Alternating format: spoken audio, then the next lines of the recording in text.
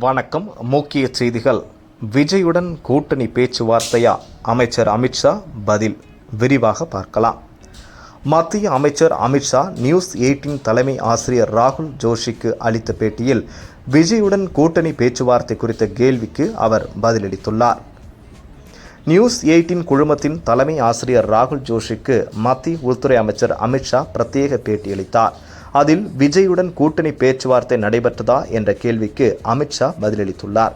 தமிழ்நாட்டில் அதிமுகவுடன் கூட்டணி வைத்துள்ளீர்கள், பாஜக விஜயுடன் பேச்சுவார்த்தை நடத்துவதாக தகவல் வெளியாகிறது என்ற கேள்விக்கு பதிலளித்த அமைச்சர் அமித்ஷா, நாங்கள் தமிழ்நாட்டில் தேசிய ஜனநாயக கூட்டணியை விரிவுபடுத்த விரும்புகிறோம். என்ன முடிவுகள் எடுக்கப்பட்டாலும் தேசிய ஜனநாயக கூட்டணியினுடைய கட்சிகள் அனைத்தும் ஒன்றாக அமர்ந்து அதனை எடுக்கும் என்று அவர் தெரிவித்துள்ளார்.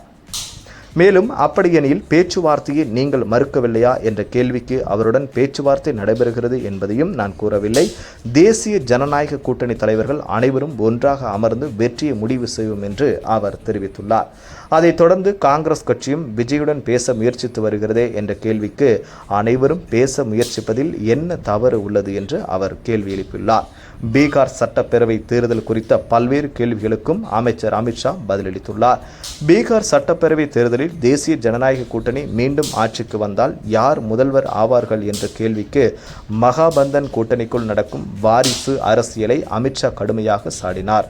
ஆர்ஜேடி தலைவர் லாலு பிரசாத் யாதவ் தனது மகன் தேஜஸ்வி யாதவ் பீகாரின் முதல்வராக வேண்டும் என்று விரும்புகிறார்.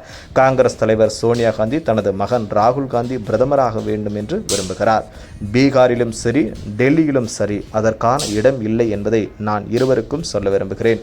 டெல்லியில் பிரதமர் மோடி இருக்கிறார், பீகாரில் நிதிஷ்குமார் இருக்கிறார்.